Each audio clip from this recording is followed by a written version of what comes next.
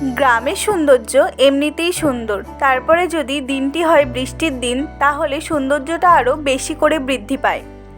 Hello সবাইকে, আমার একটি নতুন ভিডিওতে তোমাদের সকলকে ওয়েলকাম। দিনটি ছিল একটা প্রচণ্ড বৃষ্টির দিন। কাকা দেখছিলাম পুকুরের মাঝে নেমে মাছ ধরছে জাল দিয়ে। এটাকে কি বলে তোমরা কি কেউ জানো? হ্যাঁ জানি, তোমরা যারা গ্রামে থাকো সকলেই চিনতে পারবে। এটিকে বলা হয় ভেলা। কলা গাছকে কেটে শক্ত করে বেঁধে এটিকে প্রস্তুত করা হয়। যাই হোক, কাকা মাছ ধরছিল আর আমরা দূরে দাঁড়িয়েছিলাম কি কি মাছ পেয়েছে সেটা দেখার জন্য। কিন্তু জানো, এই পুকুরে কিন্তু অনেক মাছ আছে, কিন্তু সেদিন দুর্ভাগ্যবশত মাছ উঠছিলই না। কিন্তু যাই হোক, প্রকৃতির এই অদ্ভুত দৃশ্য অনুভব করার মধ্যেও এক অদ্ভুত শান্তি লুকিয়ে আছে।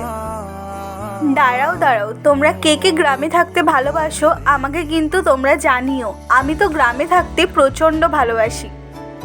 এরপর আস্তে আস্তে বৃষ্টিটা কমতে থাকে। চারিদিকটা কত সুন্দর লাগছে, তাই না?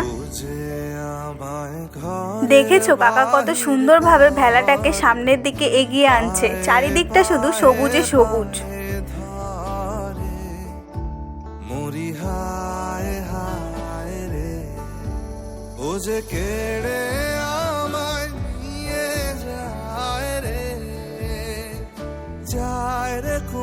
এরপর পুকুরের পাড়ে এসে ভেলাটিকে বেঁধে দিল যাতে ভেলাটি পুকুরের মাঝে না যায়।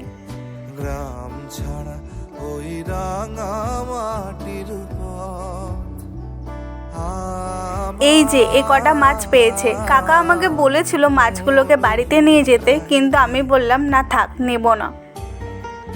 এই ভিডিওটা আমার এই পর্যন্তই। ফিরে আসবো একটা নতুন ভিডিও নিয়ে।